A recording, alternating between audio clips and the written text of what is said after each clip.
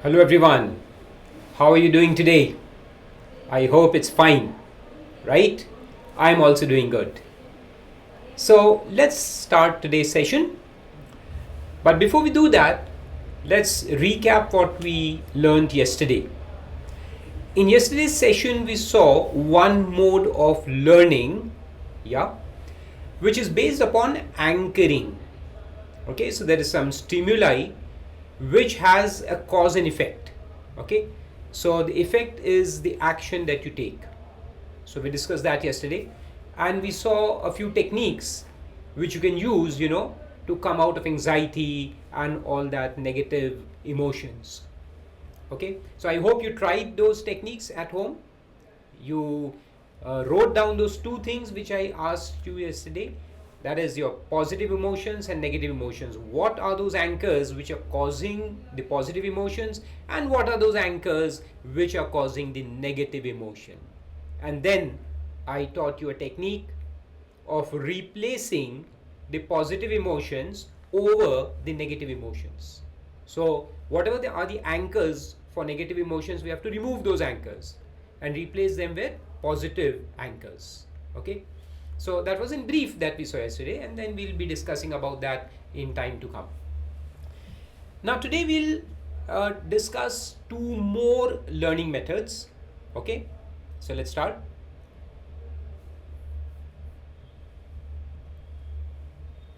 So the first one that we are going to discuss today is called as operant conditioning. Now it is also called as instrumental conditioning, and it the basic premise of this is that a behavior is modified by consequences which are outside. Okay, which are outside us, which are outside the mind. So consequences which are out there, and those consequences determine what actions we take. Okay, so this is also called as the reward and punishment method. Okay, the reward and punishment method. And I'll tell you after some time how Facebook and Google earn a lot of money, and how advertisers use this technique to up their sales. Okay, so let's see. So it says there is a reward and punishment, and depending upon the reward or the punishment, you learn things, you act in a particular manner. And the best example to give is, our schooling days. So in our school, the teachers used to do this very often. So if you come on time, if you perform well, they used to reward us. There used to be some prizes and all, to reward the good behavior. And on the other hand, if you used to come late to the school, you get spanked.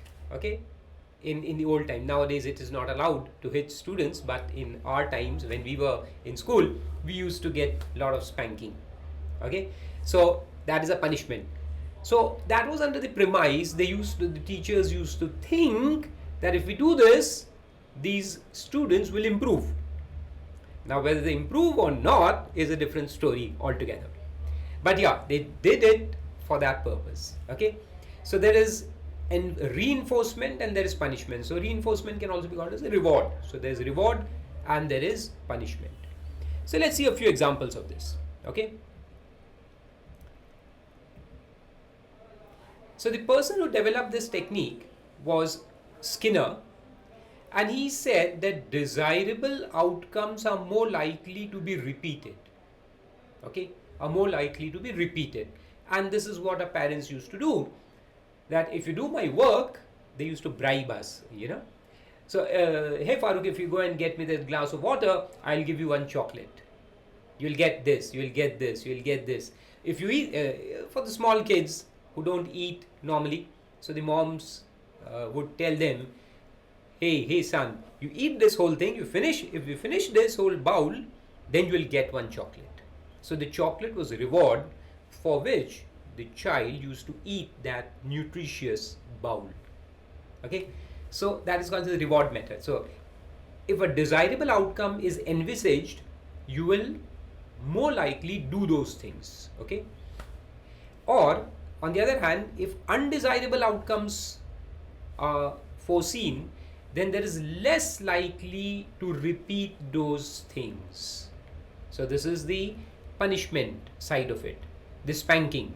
So our parents used to tell us, if you do this next time, you'll get a good, slap on your face. This time, okay, I'm leaving you, but the next time you do this, and you'll get a slap on your face. Okay, so that is called as the. So then the child will not repeat it, or at least we expect him not to repeat it, though that doesn't happen practically. Okay, but that is what we believe. So now let's see. There are various intricacies in these two, the reward, the reinforcement, and the punishment. So let's discuss that.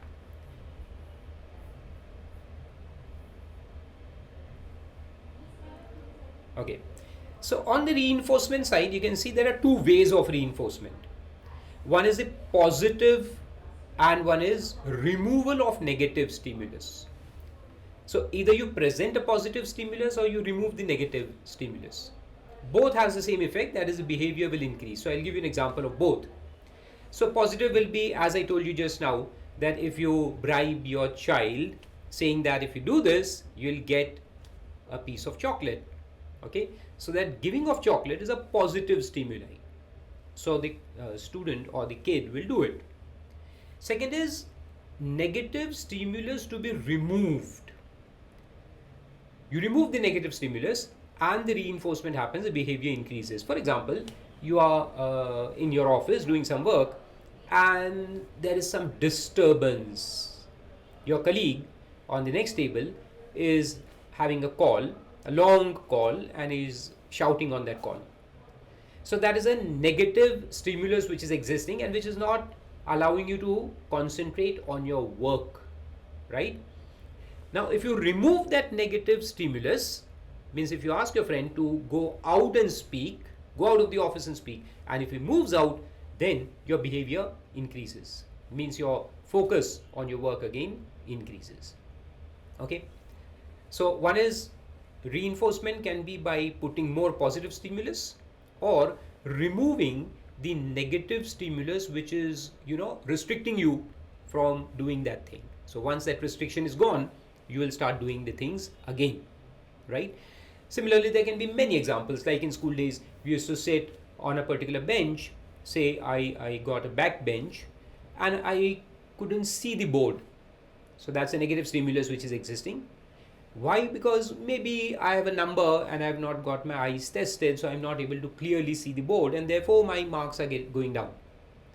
But as soon as that negative stimulus is removed, I tell the teacher, and then the teacher shifts me from the back bench to the first bench.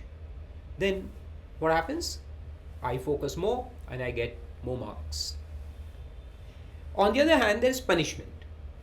So punishment, like I said, spanking or giving negative marking, or in your office giving a bad appraisal to a particular employee. So that is one thing. So positive means giving a bad review. Okay, or these days we give so many customer reviews on various websites. So if we go to a restaurant and he's not serving us with the proper food, we threaten him that, look, either you replace this dish or I'll give you a very bad review on the social media site. Okay, so then because of that, he's afraid of that negative review and he replaces the dish. Okay, so that's called as punishment.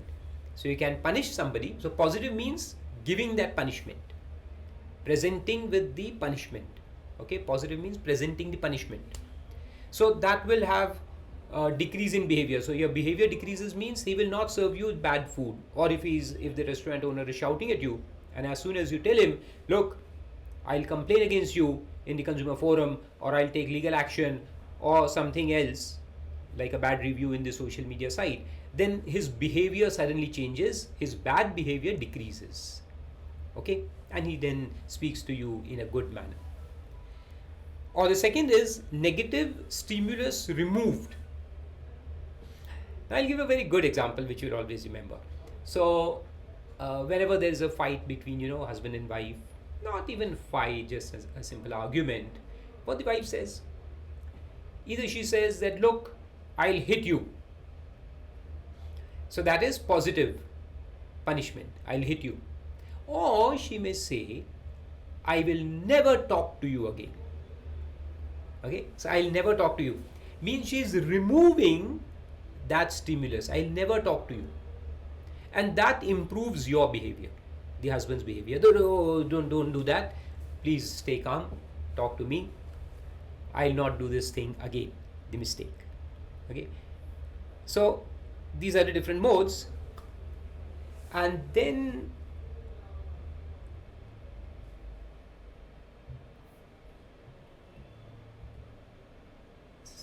seeing another detailed chart on this. So we have seen reinforcement and punishment, and they can be positive, negative, positive, negative. But in that negative for reinforcement, again it is further divided into two elements: escape or active avoidance. So escape theory means removing the noxious stimuli following correct behavior. Like the teacher has sent the student outside the class. Okay. So that's a negative, stimulus which has been implemented to bring back the student on the right track. Now, if you remove it, that's called as escape, and you call him back inside the class. That okay, you have stood outside the class or you have kneeled down for long enough. Now you come back. So that's called as escape. And second is active avoidance. That is, behavior avoids the noxious stimulus. Means you behave in a certain way that you avoid that action to be taken. Like the student comes on time. So if he starts coming on time, then he's avoiding the punishment. Okay. So in two ways it can happen. Though you don't need to go that much in detail. But now coming to the point that how will we use it? What's in this for us? Okay. Because we are businessmen, we are employees, so we need success in life, right? So here you understand how you use this in your business or in your profession or in your employment, as the case may be. Okay. So this is an example which we see every other day, either in the social media or in the newspapers. Okay. And this is called as the discounts. So all these offers and discounts which continuously run in all the e-commerce sites and all. If you go to Amazon, if you go to Flipkart, if you go to Myntra or these sites, you will always see discounts, 60% off and 80% off. So what this does, it reinforces you to buy those goods. So it is an automatic reinforcement. So when you see that there is a positive reward, the discount is a kind of reward that you will get if you buy this now. Or even in food delivery platforms like Zomato and Swiggy, you get those discounts. And normally our behavior changes in such a way that we now don't purchase without a discount, right? So we go on the site, we are so habituated now to discount that we go on the site, we search for all the restaurants and then see which are offering discount, which is a good offer today. And we then buy those things which are on the best offer for the day. We don't go and buy according to our taste. We go and see which offers are there and then we buy. So our mind has been conditioned over the period of time, over the years. So it is conditioned in such a way today that if these platforms remove their offers, nobody will go and buy. Their sales will drop by say 90 or 95%. So that is proved, right? So first they started giving discounts and now the discounts have become a burden on them and they're not making profits. And probably they're just burning cash and they'll go out of business soon. I think so. Okay. So they manipulate our minds. That's the important point to learn. And now since you are on the other side, you put yourself on the other side. You are not the consumer right now. You are the businessman. So as a businessman, you have to drive this properly. Okay. You have to influence the minds of your customers to buy goods from you. But don't give so much discount that they become habituated to it. So you are driving that decision making. Okay. So this is a very important concept in decision making. Or say, for example, if you are going in even for an interview, say, for example. So in business, of course, it is used. Now talk about the employment. So if you go for the interview, you always, while you are giving the answers, to the questions that are put to you, you always say something more. like what value you can add to that company. Yes, that's very important. What value you can add over and above what is expected out of you. So the company is giving you a job and they are expecting something.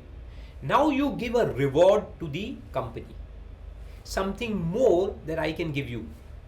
If you give me this job, I'll give you not only the work that you're demanding, but something more, something extra. So that acts as a reward for the interviewer, and he'll be more inclined to employ you rather than somebody else who is just going to give the company what is being demanded.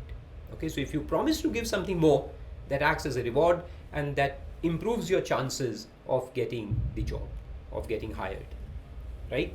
So use this technique. Similarly, if you're into profession and your client comes to you, always give that something more. So if you make a habit of giving something more to your clients, they will never leave you. They will never leave you. So this is, I can summarize this in 3 points. Give something more. So even if you are a businessman, you are a professional, you are an employee, or whatever you're doing, you are in a vocation, you are doing something, give something more to what they are asking for, what the client is asking for, what the customer is asking for, what your boss is asking for. Give something more, and then they will be habituated to you. They will never leave you, and you can then demand your price. Okay, so keep that in mind. So discount is one of the ways of giving more, but there are many other ways. So in Diwali time and all, celebration time, you see that they give you some gifts. So if you buy this thing, they'll not give it a discount, they'll sell it at full price, but then you get something more on it. Okay, and sometimes that something more becomes very valuable to the clients, that I'm going to get that, therefore I'm buying this. So they'll come to you to buy the main product just to get that, that extra. Like as children, we used to visit a small place in my hometown that was called as Raskunj, a small outlet selling, the chola masala and all those things, small dishes. It was not a tapri type of thing, but yeah, a small shop. And you know why we used to go there? Just because of the mouth freshener. Yes, the mouth freshener that they used to give us after the food was amazing. We didn't get that kind of mouth freshener anywhere in the city. So we used to visit that shop and eat something just to get the mouth freshener at the end of the meal. So see, so many things work. So as a strategist, as a businessman, as a professional, you think about these small things. To grow your business, think about these small things. Even if you're a teacher, say for example, like I am teaching you right now. So what I do is I give something more. And when I taught for 25 years, I would always tell a lot of things, a lot of stories to students, a lot of motivational stuff, a lot of inspirational stuff. And that used to, really help them, and they used to feel accomplished. They used to feel like, yeah, this sir is giving us much more. He is investing in us. He's interested in our lives. So that's very important. So your customers should feel that you are investing in them. Okay, you want them to develop. You want them to grow. And then they will never leave you. So you will have customer loyalty, your customer acquisition costs will come down, your business will grow, and you will succeed. Right? So keep this in mind. So not just the discount, but a lot of other things. Now you think about that and you implement it in your business, profession, or your job. Okay? Great. Noxious means which is not wanted, something bad is noxious. Okay? Which is to be avoided. Like spanking is noxious. Great. Sorry. So this is one thing. Then this is example of. So there are two ways of giving offers, One is giving offer 80%. So that is a reward. The businessman gives you the reward, gives the customers the reward that, okay, I'll give you 80% discount, 20% discount or something extra. Buy 2 and you'll get 4. So 2 plus 2 as the case may be. So this is the reward. And then they also say that this is your last chance. Your offer ends today. This is a limited period offer of a limited number of customers, or for only first 10 customers. Like what teachers do. First 10 students who join me will get 50% discount. Only the first 10. So here you are creating a kind of punishment. Okay? You're creating a kind of punishment that if you are late, you will not get this discount. So act now. Act now. So these are called as limited period offers. Okay? So this also works. So reward and punishment both create, a kind of mental, what you can say, a belief system which makes people act in a particular manner. And these companies do it on a large scale, and they have nowadays employed all the artificial intelligence to see the reaction of people. So we'll discuss artificial intelligence later on in our sessions. So that was operant learning. Okay, the learning which happens on the basis of reward and punishment. So if you are going to get reward, you will repeat those things, you will improve yourself, your focus will improve, and you will do more of it. Now going to the third method of learning, and that is called as social learning. Now this is also very important for us, in business or profession, as the case may be. Now what is social learning? Social learning says that humans observe things and we learn from our observations. This is the most important thing for us, okay, in order to learn. So a lot of people tell me that we don't have opportunities in life, or they're burdened with work, and I am so much burdened, I don't see anything, and I just have to finish my work. I am so burdened, I don't have time to look for opportunities. Yeah, they must be existing, but I don't know. I'm very busy in my work, and so on and so forth. There are a lot of reasonings that they give. You know why this happens? Because of lack of observation. Now I gave you one example, if I remember, sometime back in one of the sessions, that a kid learns to stand on his or her feet by observing people. How does a kid learn in the initial days of his life? Okay, by observation. So the kid observes other people around and learns through that observation. So the kid learns that how this person stood, okay, he's my dad or mom or brother, sister, whoever, or aunt or grandmother, grandfather. So he looks at other people that, okay, how they are standing, and then it will imitate. Means do the same thing, try to repeat it, try to do the same thing. So these are the two important words you have to remember here. Observe, imitate. Observe, imitate. Observe, imitate. If you just observe and don't imitate, you will not learn. So the formula is complete by both the things, okay? If you just imitate without observing, you are not going to learn anything. You are going to make a lot of mistakes. So your observation should be very strong, and then followed by imitation. Okay? Observe, imitate. Then you can learn very fast. And this is proven. Psychologists have given have done a lot of research and come out with this report which says that you can really learn very fast if you improve your observation and your imitation skills. Okay, so this is what we are going to discuss now. So this is also called as modeling or monkey behavior. This is also called as monkey behavior because monkeys do the same thing. If you see a monkey and you make a face, he will also do it. He. Whatever you will do, the monkey will repeat it. So this is also called as monkey behavior. Okay, and kids learn. In our childhood, we have learned majority of things by observing, and therefore you will always, if you look deeper into people, you observe people, and you will find so many similarities between the children and the parents. It may not be because of genetics. We talked about genetics as well. Okay, so some of it you have inherited in your genetics, of course, but 60-70% of what we have learned is by observing our parents, because they are the closest to us. We stay with them in our childhood days most of the time. So we observe them and we learn a lot of things from them.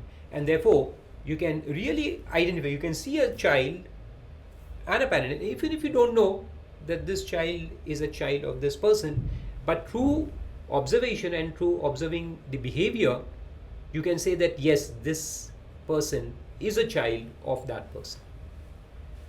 Yeah, is it true? Absolutely.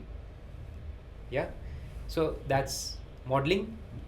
So let's see how it happens. Okay, so therefore there's one guideline that I want to give you right now, that some of you are already parents and some of you in the process, maybe in a few years will be parents. So the best way to teach your children is not by operant, that is reward and punishment. That is not a good way of teaching, though we use it. Majority of parents use the operant method, the reward and the punishment method, but this requires a lot of courage, a lot of patience, but this is the best method that you can use. Without saying a word, you can teach everything to your children. What you have to do, you have to be what you want your children to be. So if you go out and drink and smoke and do everything, and then you come before your child and say, oh, I am good, let's see, let's learn ABCD. He's not going to learn ABCD. He'll learn that later on. But the first thing your child learns, even if he is a very small child, maybe a year old or maybe 2 years, you might be under the impression that he is not able to understand anything, but they do understand. They are the biggest observers. Their observation skill is, fantastic. Okay, so even in that age, that small age, they are not able to speak. They don't know the language, but they are observing everything that you are doing, and they are learning those things. So someday in the future, it will come out, and then you will say that, okay, where did you learn? So they are learning through observation. Okay, so you have to be what you want your children to be. Okay, you have to speak in that way that you want your children to speak when they grow up. You have to act in a particular way. So if you're shouting, the father and mother are fighting each other and they are shouting on people, or you are shouting on your phone in front of your kids, all those things are imitated by your children. They learn very fast. Okay, now there are 4 things that you have to keep in mind in this learning methodology: attention, retention, reproduction, and motivation. So as I said, combinedly we can call them as 2: observe and imitate. But in detail, there are 4 elements of it. First is attention. Attention is very important because that means focus. So if you want to observe, you have to improve your focus. And at this age also, at the age of 30 and 40 and 50, we can still keep learning. Okay, so if we improve our observation today, we can learn so many things from different kinds of people, and very fast. This is the fastest way of learning anything, observation. So you have to improve your observation, you have to improve your focus. So when you look at people, look at everything, look at the whole body language, see them, hear what they're saying, go into deep and see why they are saying these things. As we have learned earlier, perceptions. Okay, so his words are not coming out of his mind, his words are coming out of the perceptions in his mind. So you understand those perceptions as well. Okay, and then learn things quickly. So observation is very important, and maybe a few sessions afterwards we'll start a meditation technique of observing. Okay, how to improve your observation. And observation happens by using the 5 senses. So that's what we're going to see in the next session, how to use your 5 senses, and then we'll start that meditation process. Okay, so then you'll have more fun. So attention means focus. So the more you are focused, the more you will learn. That's the first thing. Next is retention. So what you get out of your observation, you have to store it. So your retention should be good. So we'll work on that as well. Then reproduction, of course, means imitation. You have to reproduce it in the same way.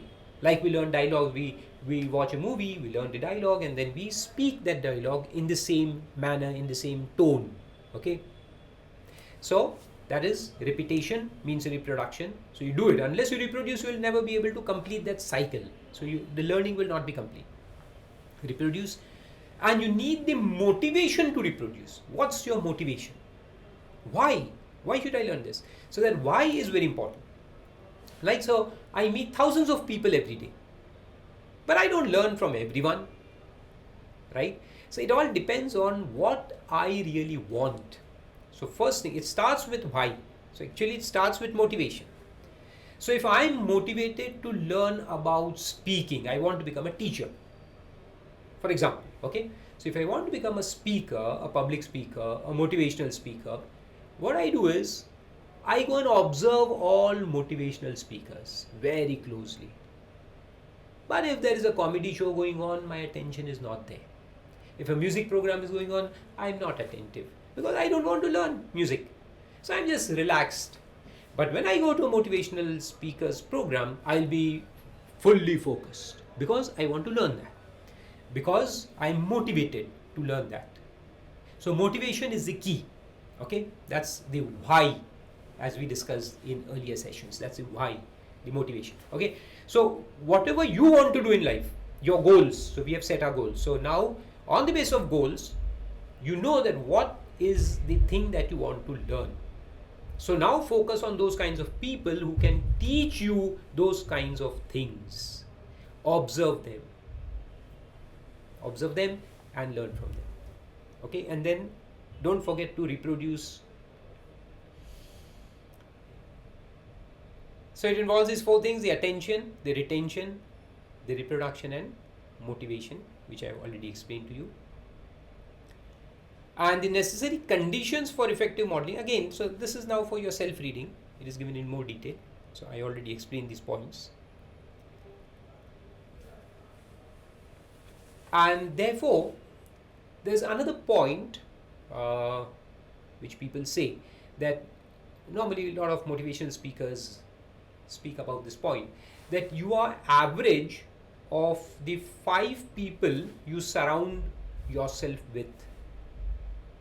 Means you are average, your behavior, your actions, your thought process, everything is average of the 5 people with whom you spend your maximum time with.